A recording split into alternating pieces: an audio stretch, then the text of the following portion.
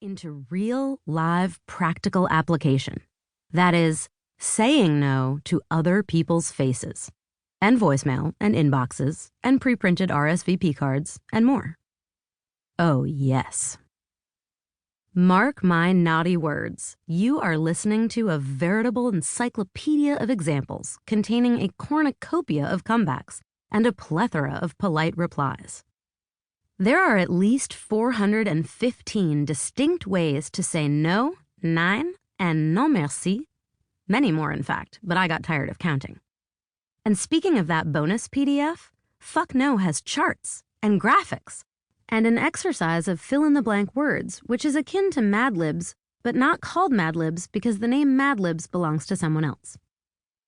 From the daily concerns of adding events to your calendar and to-dos to your list, to the infrequent but no less burdensome prospects of being expected to plan your 25th high school reunion just because you were the class president, checks calendar 25 years ago, or executing a too-big project on a too-short deadline. To the rare request to be your best friend's sperm donor.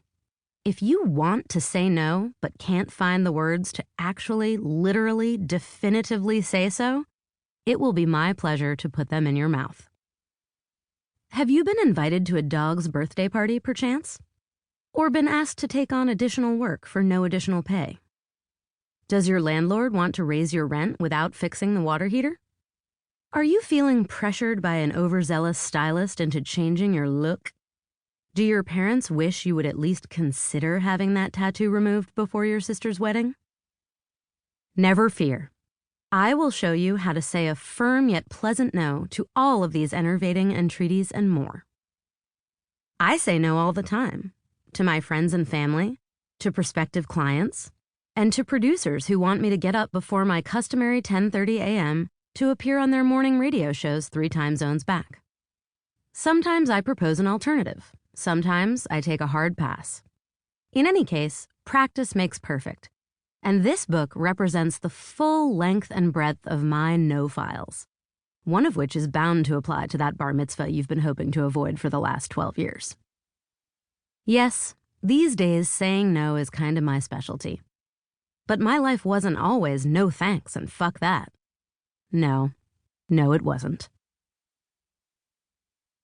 I know whereof I speak. Before I became an internationally renowned setter of boundaries, I was the poster child for saying yes when I really wanted to say no, only to be left wondering why in God's name I'd thought, sure, I can host your baby shower, was easier and better than simply having found a nice way to decline.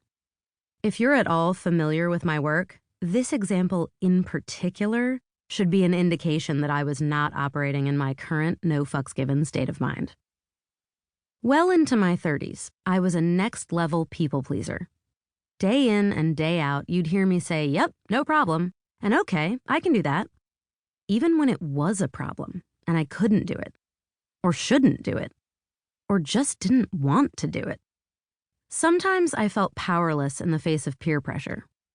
Sometimes I put too much pressure on myself. And all too often, I didn't listen to the little voice in my head warning me that saying yes was a bad idea. I said it anyway and hoped it wouldn't be that bad. Listener, it was almost always that bad. A brief list of things I regret having agreed to during those first 3+ misspent decades includes, but is not limited to, doing other people's homework, lying to cover for a friend, having sex with an awful person, hiking, eating sushi, taking jobs for less money than I was worth, starting a doomed sci-fi imprint at the last publishing house I worked for, and letting someone else book plane tickets on my behalf that resulted in me traveling from Montana to New York via Seattle. Truly, you haven't lived until you've spent 2 hours flying west wedged next to a panicking lady of indeterminate illness who forgot to pack her medication, only to land at SeaTac for a 5-hour layover before backtracking across the country on a red-eye to Newark.